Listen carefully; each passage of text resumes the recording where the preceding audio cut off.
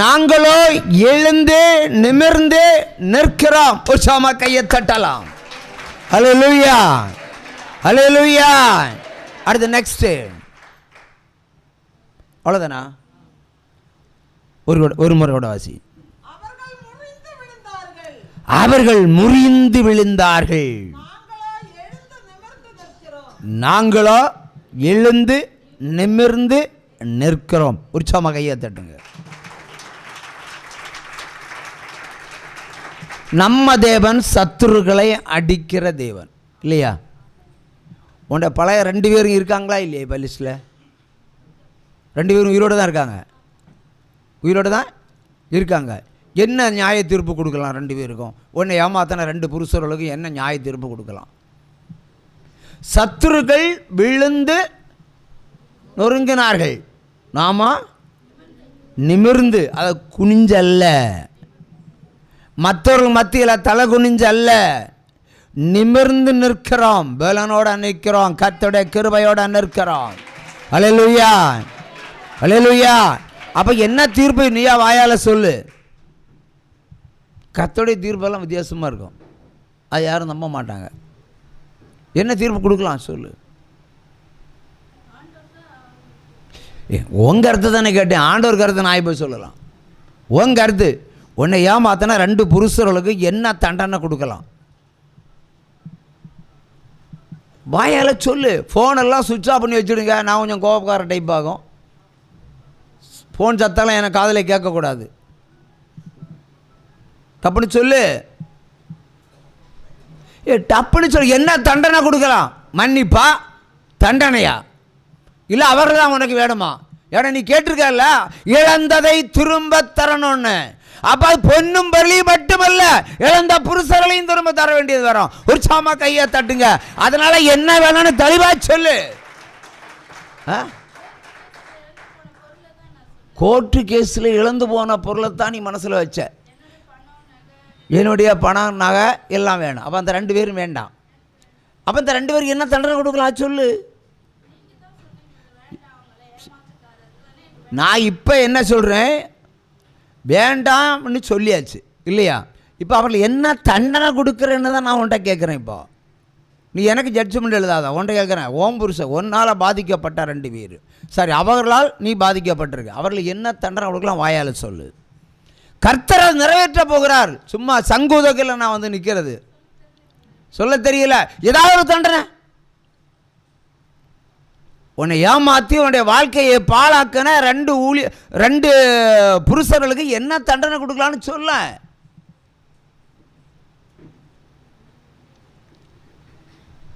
ஏதாவது ஒன்று சொல்லு. ஒன்று மன்னிப்பு கொடுக்கலாம், இல்லை தண்டனை கொடுக்கலாம், இல்லை சோதனையை வைக்கலாம், இல்லை அவங்க மனம் திறந்து ஏதாவது ஒன்று சொல்ல தெரியல உனக்கு.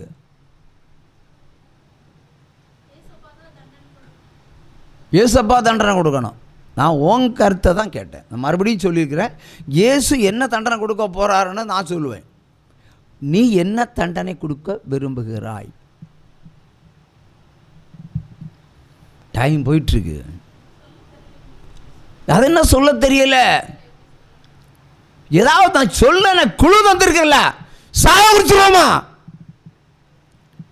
இல்லை கையால முடிச்சு போட்டுருவோமா, இல்லை குலவியாதி அனுப்புவோமா, இல்லை குஷ்டரோகத்தை அனுப்புவோமா? பெண்களுக்கு துரோகம் செய்கிறவனுக்கு என்ன தண்டனை கொடுக்கலாம் சொல்லு. நீ சொல்லு ஏதாவது ஒன்று. இந்த எக்ஸாம் எழுத போகும்போது 4 கொஸ்டின் கொடுப்பாங்க, 4 ஆன்சர் கொடுப்பாங்க. ஏதாவது ஒன்றை செலக்ட் பண்ணு போ. அதோட சொல்ல தெரியல. இன்னொரு கல்யாணம் பண்ணி நீ என்ன பண்ண போற? நீ தப்புன்னு சொல்லு. நானே குழு கொடுத்தால என்ன செய்வோம்? ஒன்று மன்னிப்பே கொடு, இல்லை தண்டனையை சொல்லு. நீ சொல்ற பொறுத்து தான் இன்னைக்கு தீர்ப்பு.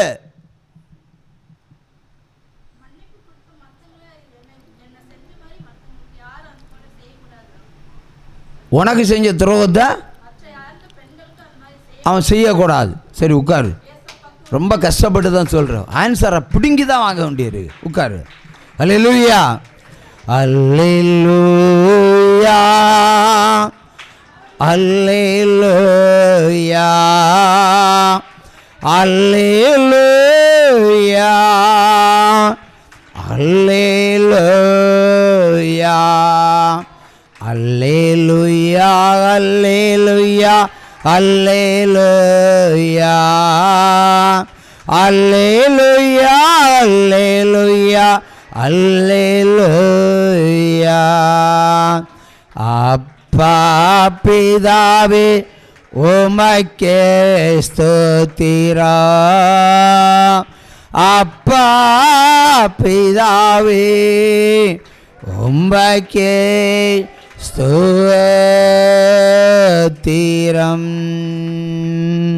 உற்சாகமாக கையை தட்டலாமா?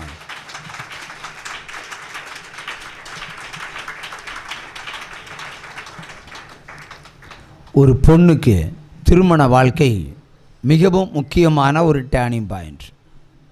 உண்மைதானே? ஆணுங்களுக்கு அது ஒரு அல்வா மாதிரி இருக்கும், ஆனால் பெண்களுக்கு அப்படி இல்லை. 25 வயசு வரைக்கும் தாய் தகப்பனுடைய சகோதரனுடைய கட்டுப்பாட்டில் இருந்து ஒரு திருமண வாழ்க்கைக்கு பிரவேசிக்க போகிறோம் இல்லையா? புகுந்த வீடு எப்படி இருக்குன்னு தெரியாது. அது சாபமாக இருக்கா, பாவமாக இருக்கா, கள்ளனா, கொள்ளைக்காரனா, திருடனா, முள்ள மாதிரியா, ஆவிக்குரியவனா, மாமிசத்துக்குரியவனா, பேய்க்குரியவனா, வாதைக்குரியவனா, மந்திரவாதக்காரனா, இன்னும் ஒன்றுமே தெரியாது. ஒரு புரோக்கருக்கு 2% கமிஷன். மாப்பிள்ளை ரெடி, மாப்பிள்ளை ரெடி, கல்யாணம் பண்ணிடுவோம்.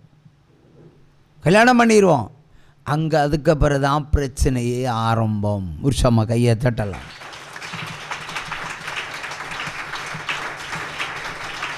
ஏற்கனவே சொன்ன கருத்தை தான் திரும்ப சொல்கிறேன், நீ தொடங்கி வச்சதுனால.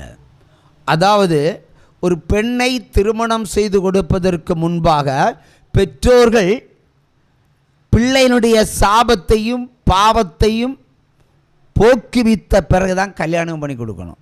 புரியுதா? கல்யாணமே பண்ணி கொடுக்கணும்.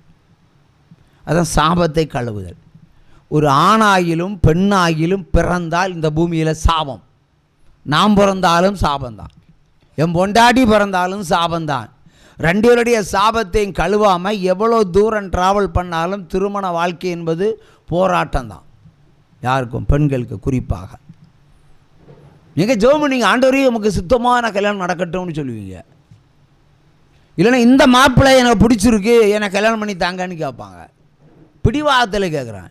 இல்லைன்னா இது எத்தனையோ வரன் வந்திருக்கு, ஒன்றுமே நடக்கலை.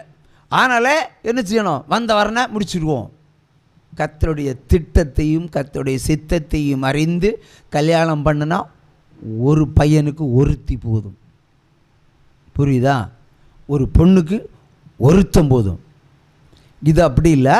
ஒரு பொண்ணுக்கு 3-4 பேர் ஒரு வாழ்க்கையில் ட்ராவல் பண்ணுறாங்கன்னா அதே ஒரு சாபத்தினுடைய அடையாளம். ஒரு சும்மா கையை தட்டுங்க.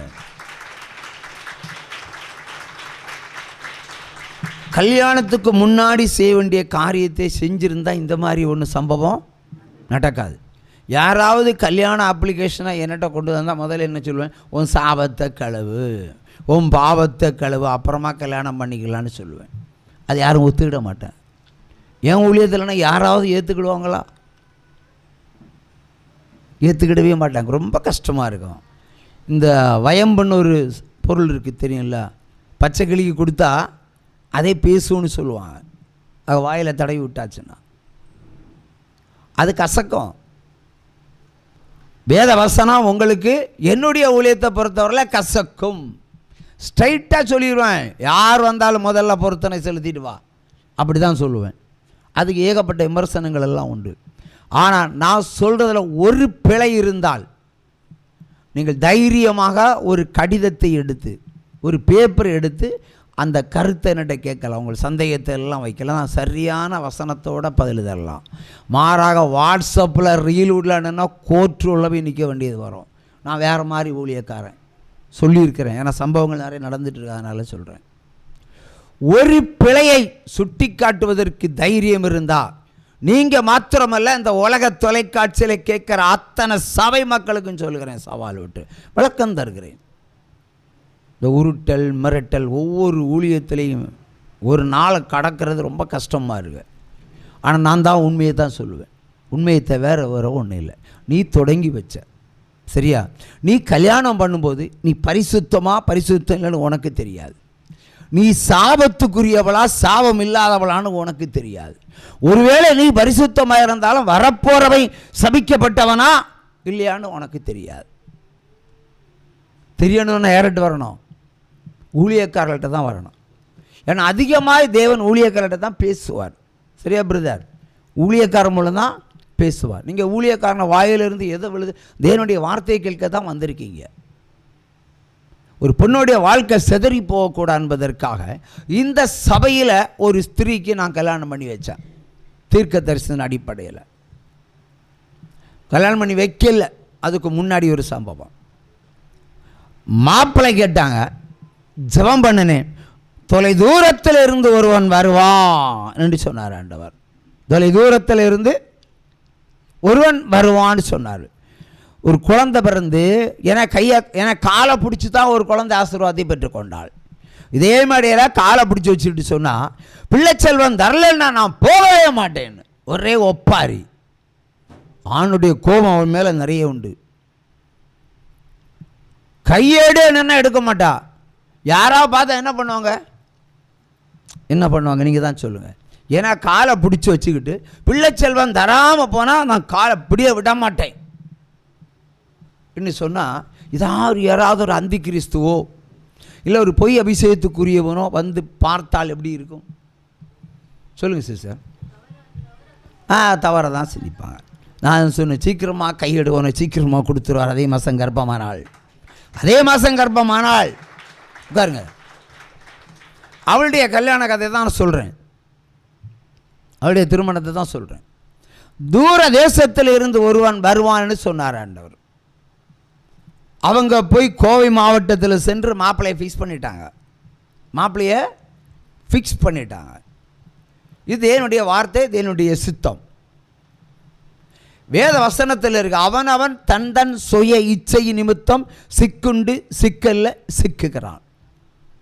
நான் அவசரமாக டெலிஃபோன் பண்ணி தேவன் சொல்லுகிறார், இந்த ஜனவரி மாதத்தில் நிச்சயதார்த்தம் பண்ணிருங்க. எல்லா காரியங்களும் கீழ்ப்படிவாங்க, நிச்சயதார்த்தம் மட்டும் கீழ்ப்படிவாங்க. இவங்களுக்கு இந்த உருண்டு விளையாடுகிற ஒரு சுபாவம். கடைசியில் நிச்சயம் பண்ணலை. நான் எவ்வளோ தேவன் சொல்லுகிறார் கல்யாணத்தை ஃபிக்ஸ் பண்ணுங்கன்னு. அதுக்கப்புறம் அவங்க என்ன சொன்னாங்க, அரசாங்கத்தில் வேலை பார்க்குற ஒருத்தன் புதுசாக வந்து பொண்ணு கேட்குறான். ஆள் கருப்பாக இருந்தாலும் கருப்பு தங்கமாக இருக்கிறான்.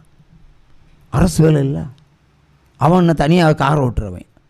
இப்போ கார் ஓட்டுறவன் பெஸ்ட்டா, அரசு வேலைக்காரன் பெஸ்ட்டா? என்ன இந்திரா சொல்லு? ஆண்டவர் சொல்கிறது தான் பெஸ்ட்டு. Very good. இப்போ இந்திராவுக்கு ஒரு கைத்தாளம் கொடுங்க. அவங்க சோர்வெல்லாம் மாறி போகும்.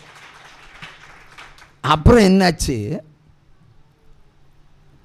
பையன் சொல்லுவான், இவங்க அங்கே ஊரில் போய் கோயம்புத்தூரில் லேண்ட் இருக்குது, வீடு இருக்குது, அதெல்லாம் பார்த்துட்டு அங்கேருந்து சொன்னான், பாஸ்டர் சூப்பர்னு சொன்னான். அப்புறம் அவனே சொன்னான், ஒருவேளை இங்கே பின்னாடி இருக்கலாம், அவனே சொல்கிறான், பாஸ்டர் எனக்கு பிடிக்கல, இந்த பையன் தான் பிடிச்சிருக்கான், நீங்கள் போஸ்ட் பண்ணனால நான் ஆமைன்னு சொல்லிட்டேன்னா.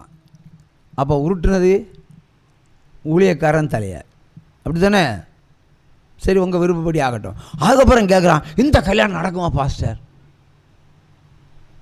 அடுத்த கேள்வி, சரி உங்களுக்கு பிடிச்சுன்னா ஆண்டவர் நடத்தி தருவார்.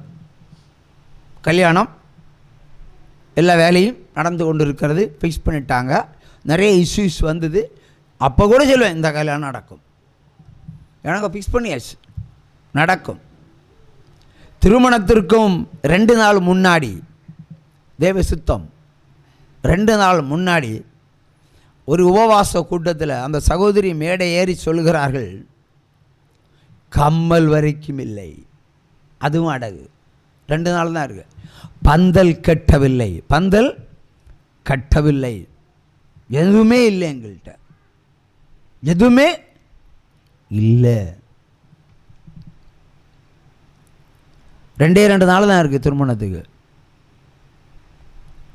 உருக்கமான ஒரு சாட்சி. அன்றைக்கி உபவாசம் கொடுத்து வரமாட்டாங்க, காசு கிடச்சிருந்தா வரமாட்டாங்க. அவங்க எதிர்பார்த்தா பணம் கிடைக்காதனால நடு ப்ரேயர் மீட்டிங்கில் வந்து தான் அந்த பிரச்சனையை சொல்லிட்டு போனோம். ஆனாலும் நான் கர்த்தரை விசுவசிக்கிறேன். உற்சமாக கையை தட்டுங்க. பொதுவாக ஒரு பெண்ணுக்கு ஒரு திருமணம் நடக்கும்போது சாத்தான் விடமாட்டான், அந்தி கிறிஸ்து விட மாட்டான். உங்கள் சொந்தக்காரங்களையும் 10 பேர் என்ன பண்ணுவாங்க, உங்களுக்கு விரோதமாக எழும்பி நிற்பாங்க. அன்றைக்கு அந்த மகள் சாட்சி சொன்னதுமே ஆண்டவர் சொன்னார், சத்துருகள் முறிந்து போவார்கள், நீ நிமிர்ந்து நிற்பாய். உற்சாகமாக கையை தட்டுங்க. அல்லேலூயா, அல்லேலூயா, அல்லேலூயா. ப்ரேயர் முடிஞ்சுது. நாளைக்கு ரிசப்ஷன், நாளை கழிச்ச கல்யாணம். கீழே கடை இருந்தது. நேர கீழே கூட்டிகிட்டு போய் உங்களுக்கு இஷ்டத்துக்கு தேவையான நன்மை செஞ்சு சொல்லக்கூடாது, இது சாட்சியானாலும் சொல்லுகிறேன்.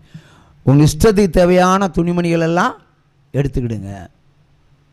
ஃபர்னிச்சர் கடையை கூட்டிகிட்டு போய் வீடுக்கான பொருட்கள் எல்லாம் எடுத்துகிட்டு போங்க. அப்புறம் என் கையில் ஒரு செயின் இருந்து அதை கொண்டு நகையில் கடையில் விற்று அந்த காசையும் கொடுத்து அனுப்பி வச்சோம்.